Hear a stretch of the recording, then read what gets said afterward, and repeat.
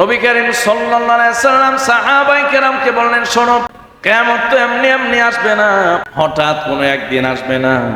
এই কিয়ামতের আগে আল্লাহ পাক ভূমিকা হিসাবে 10টি বড় বড় বিষয় ঘটাবেন, 10টি আলামত প্রকাশ করবেন। এই 10টি আলামত প্রকাশিত হওয়ার পরে আল্লাহ পাক কিয়ামত সংগঠিত করবেন। সুবহানাল্লাহ। নবীজি জানিয়ে দিলেন, 1 নাম্বার আলামত হলো পূর্ব দিক হতে একটা ধোঁয়া শুরু হয়ে যাবে। পূর্ব দিগন্ত থেকে ধোঁয়া উঠবে। আগুন প্রজ্বলিত হলে যেমন ধোঁয়া শুরু হয়ে যায়, এই ধোঁয়া এত বিস্তারিত হবে, এত মারাত্মক আকার ধারণ করবে। পূর্ব দিক থেকে 40 দিনই ধোঁয়া প্রবাহিত হবে পশ্চিম দিক পর্যন্ত। 40 দিনে পূর্ব পশ্চিম একাকার হয়ে যাবে। সুবহানাল্লাহ। ধোঁয়া কি খুব আরামের জিনিস? ধোঁয়া সহ্য করা যায়। ধোঁয়া চোখে মুখে এমন ভাবে জ্বালা পড়া শুরু করে দেয়, মানুষ শ্বাস ফেলতে পারে না। কথা বলে ঠিক কি? কিয়ামতের পূর্বাভাস, কিয়ামতের যে আলামত, তার মধ্যে একটা গুরুত্বপূর্ণ আলামত হলো যে কিয়ামতের আগে পূর্ব দিক থেকে ধোঁয়া শুরু হবে, ধোঁয়া ওড়া শুরু হবে, পশ্চিম দিকে চলে যাবে। লাগাতার 40 দিন এভাবে থাকবে। আপনি চিন্তা করেন, 40 দিন যদি ধোঁয়ার মধ্যে থাকতে হয়, তো কিয়ামত তো ওই দিনই শুরু হয়ে গেছে, ওই মুহূর্তে শুরু হয়ে গেছে। কথা কোন ঠিক? নবীজি বলছেন, শুধু তাই না, এরপরে দাজ্জালের আবির্ভাব হবে। দাজ্জালের ফিতনার মধ্যে যে আমরা পড়ে যাচ্ছি, অটোমেটিক দাজ্জালি কার্যক্রম শুরু হয়ে গেছে। দাজ্জালি অনেক ফিতনা, দাজ্জালের অনেক ফিতনা আমাদের আশপাশে ঘোরাঘুরি করতেছে। নবীজি বলছেন, দাজ্জাল আসবে। দাজ্জালকে আল্লাহ পাক এমন পাওয়ার দিবেন, এমন শক্তি দিবেন, এক হাতে জান্নাত আর এক হাতে জাহান্নাম থাকবে। বান্দার ঈমান রাখাটা বড় কঠিন হয়ে যাবে। হাদিস শরীফের মধ্যে আসছে, বান্দা হাতের উপরে আগুনের অঙ্গার রাখাটাও সহজ হবে, কিন্তু ঈমান রাখাটা এত সহজ হবে না। কিয়ামত তো হবে, কিয়ামত তো হবে, কিন্তু ওই কিয়ামতের ভয়াবহতার সময় যেন আমাদেরকে আল্লাহ পাক পরীক্ষায় না ফেলেন। কথা বলেন ঠিক? এটাও আল্লাহর কাছে দোয়া করা, যে ওই কঠিন সময় যদি আমরা ঈমানটাকে ঠিক করে না রাখতে পারি। কথা বলেন ঠিক? আল্লাহ সুবহানাহু ওয়া তাআলা বলেন, তার হাবিব জানিয়েছেন, দাব্বাতুল আরদ, এই জমিনে চতুষ্পদ এক ধরনের প্রাণীর আবির্ভাব হবে, যাদেরকে দাব্বাতুল আরদ বলা হয়। আল্লাহ পাক সূরা কাহাফে বলছেন, ইয়ামুজু কামাউজিল বাহারি, সমুদ্রের তরঙ্গের মতো আসবে, এত বেশি হবে, এত বেশি হবে, যেখান দিয়ে যাবে পুরা এলাকা ধ্বংস করে ফেলবে। আল্লাহ সুবহানাহু ওয়া তাআলা হাবিব বলছেন, পশ্চিম আকাশ হতে সূর্য উদিত হবে। আজকে পূর্ব দিক থেকে হয়, সেদিন হবে পশ্চিম দিক থেকে। হযরত ঈসা আলাইহিস সালাতু ওয়াস সালাম বাইতুল মুকাদ্দাস, ফিলিস্তিনের বাইতুল মুকাদ্দাসে অবতরণ করবেন। আল্লাহু আকবার। হযরত ঈসা আলাইহিস সালাতু ওয়াস সালাম আসবেন শেষ জামানায়। হযরত ঈসা আলাইহিস সালাতু ওয়াস সালাম আসার পরে নবী করিম সাল্লাল্লাহু আলাইহি ওয়াসাল্লামের এই শরীয়তের উপরে আমল করবেন। সুবহানাল্লাহ। এমন শরীয়ত আর এমন জীবন ব্যবস্থা আমাদেরকে আল্লাহ পাক রব্বুল আলামিন দান করেছেন। অন্যান্য নবীগণ এই দিন পাওয়ার জন্য আল্লাহর কাছে দরখাস্ত করেছেন। সুবহানাল্লাহ। আর কি মুসলমান হইলাম, এই আল্লাহর দিন আমাদের পছন্দ না, এই দিন আমাদের পছন্দ না, আমরা এখন আমেরিকার দিন নিয়ে পাগল হয়ে আছি। কথা কোন ঠিক? যেই দিন পাওয়ার জন্য, যেই দিন মানার জন্য, যেই দিনের অনুসারী হওয়ার জন্য স্বয়ং নবীগণ পর্যন্ত আল্লাহর কাছে দরখাস্ত। 6 নাম্বার, ইয়াজুজ মাজুজ আসবে, ইয়াজুজ মাজুজ। 7 নাম্বার, এবং ভূমিধস শুরু হয়ে যাবে। 8ম নাম্বারেও ভূমিধস, মানে পৃথিবীর পূর্ব এবং পশ্চিম উভয় অঞ্চলে ভূমিধস শুরু হবে। ভূমিধস আমাদের দেশে আছে না নাই? হঠাৎ দেখবেন এক জায়গায় জমিন তলায় গেছে, 100 ফুট গভীরে চলে গেছে, 200 ফুট গভীরে চলে গেছে। এগুলো কিয়ামতের ক্ষুদ্র ক্ষুদ্র ছোট ছোট আলামত। আরব উপদ্বীপে ভূমিধস, পশ্চিমে ভূমিধস, তাহলে পূর্ব পশ্চিম এবং আরব উপদ্বীপে ভূমিধস।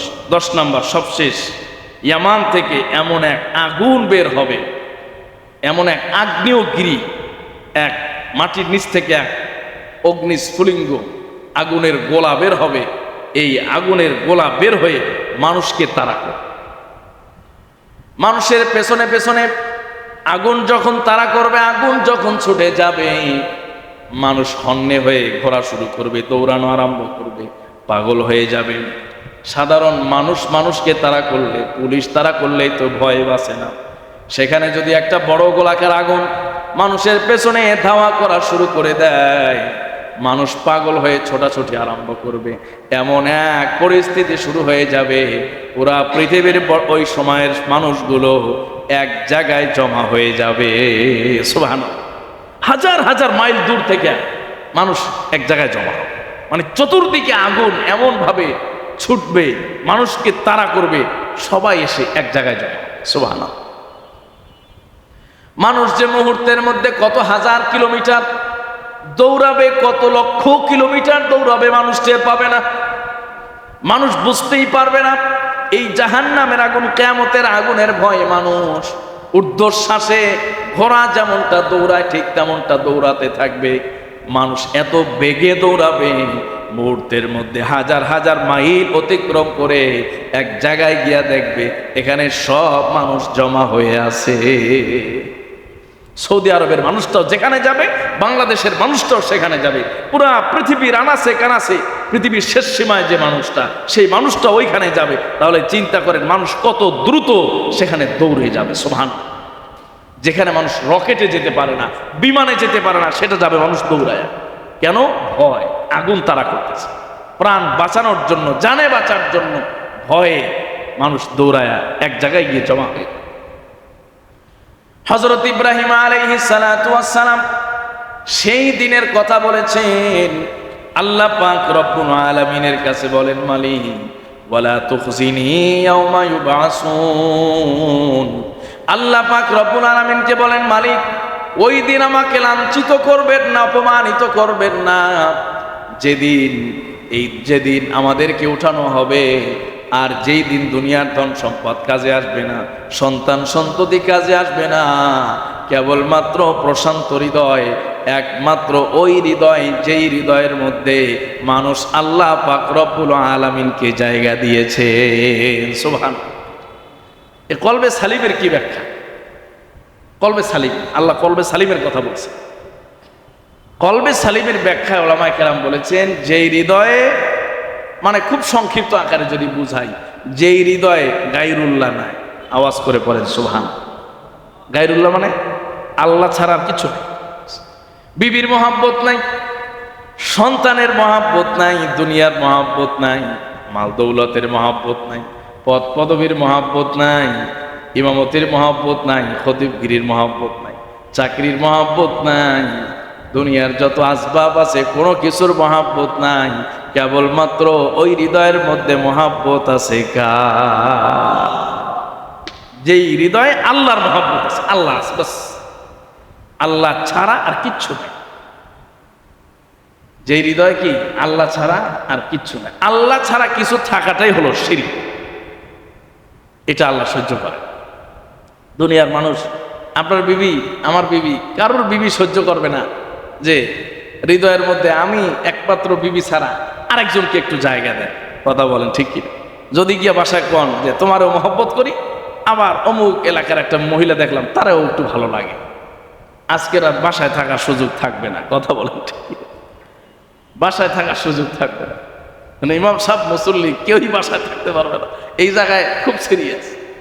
তা আপনার বিবি, আমার বিবি যদি তার ভালোবাসার জায়গায় আরেকজনকে জায়গা না দিতে পারে, তাহলে দোজাহানের মালিক কিভাবে আপনার অন্তরে অন্য কোনো কিছুর মহব্বত সহ্য করতে পারে? কথা বলে ঠিক কি? প্রিয় ভাইয়েরা, এজন্য সময় সংক্ষিপ্ত। হযরত ইব্রাহিম আলাইহিস সালাতু ওয়াস সালাম আল্লাহ সুবহানাহু ওয়া তাআলার কাছে দোয়া করতেছেন, আল্লাহ ওই দিনের অপমান থেকে বাঁচতে চায়। আর দুনিয়ার মান অপমান তো মানুষ ভুলে যায়। কিছুদিন আগে হয়তো অপমান হয়েছিল একজন মানুষ, কোনো কারণে কোনো ঘটনা ঘটছিল, মানুষ ভুলে যায়। টাকা পয়সা হলে তো কথাই নাই, সবাই চৌধুরী হয়ে যায়। কিন্তু কিয়ামতের ময়দানে এমন একটা অবস্থা হবে, সেখানে কোনো বলারও সুযোগ থাকবে না, সুপারিশও থাকবে না। আল্লাহ সুবহানাহু ওয়া তাআলার কাছে হযরত ইব্রাহিম আলাইহিস সালাতু ওয়াস সালাম এই বিষয়ে কি করেছেন? দোয়া করেছেন। এরপরে আল্লাহ তাআলা বলতেছেন ওয়া উজলিফাতিল জান্নাতু লিল মুত্তাকিন, আর জান্নাতীদের জন্য, মুত্তাকীদের জন্য জান্নাতকে আল্লাহ পাক রব্বুল আলামিন কাছে নিয়ে আসবেন। সুবহানাল্লাহ, কাছে নিয়ে আসবেন। জান্নাত দূরে থাকবে, আমার বান্দারা কষ্ট করে হেঁটে হেঁটে জান্নাতে যাবে, এটা কেমন কথা? জান্নাতকে বলবে তুমি সামনে চলে যাও, আমার বান্দা তোমার মধ্যে প্রবেশ করবে। সুবহান। তো হুজুর এটা সম্ভব কিনা? এটাও তো সম্ভব। দুনিয়ায় যদি আপনার চলন্ত সিঁড়ি থাকে, আপনি দাঁড়াবেন আর আপনাকে নিয়ে যান, লিফট থাকে, দাঁড়াবেন এখানে আর 10 তলার উপরে চলে যাবেন মুহূর্তের মধ্যে। দুনিয়ার মানুষ যদি প্রযুক্তির সাহায্যে আপনাকে এক জায়গা থেকে আরেক জায়গায় নিতে পারে, উপর থেকে নিচে থেকে উপরে নিতে পারে, উপর থেকে নিচে নামাতে পারে, তো আল্লাহ তাআলা যে জান্নাতটা আপনারে দিবেন সেটা কি আপনার সামনে হাজির করতে পারবেন? সুবহানাল্লাহ, অবশ্যই। হযরত ইব্রাহিম আলাইহিস সালাতু ওয়াস সালাম আমাদেরকে শিখাইলেন। তো কিয়ামতের আলোচনা তো বিস্তার, লম্বা আলোচনা। শুধু এতটুকু বোঝানোর চেষ্টা করেছি যে কিয়ামত এমন একটা জায়গা হবে, এমন একটা সময় আসবে যে সময়টা খুব বিভীষিকাময় হবে। আম্মা জান আয়েশার হাদিস, এটা অনেকবার বলছি। আম্মা জান আয়েশার কাছে নবীজি একবার একটা হাদিস বর্ণনা করছিলেন, যে হাদিসে নবীজি বললেন যে আয়েশা, কিয়ামতের দিন মানুষকে উঠানো হবে, মানুষের 3টা অবস্থা হবে। কয়টা অবস্থা? 3টা। হুফাতান, উরাতান, গুরলান। হাদিসে আসছে মানুষের পায়ে কোনো জুতা থাকবে না, মানুষের পায়ে কোনো কি থাকবে না? জুতা থাকবে। আরেকটা হলো মানুষের শরীরে কোনো পোশাক থাকবে না।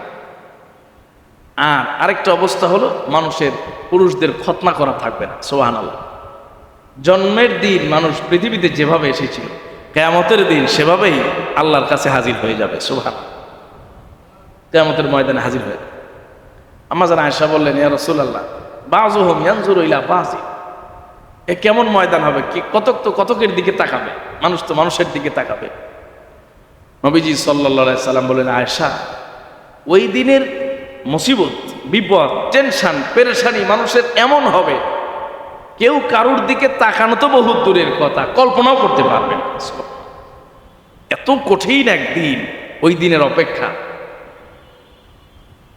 আল্লাহ পাক আমাদের সবাইকে সেই দিন যেন বেইজ্জতি থেকে হেফাজত করেন। সকলেই পড়ি আমিন।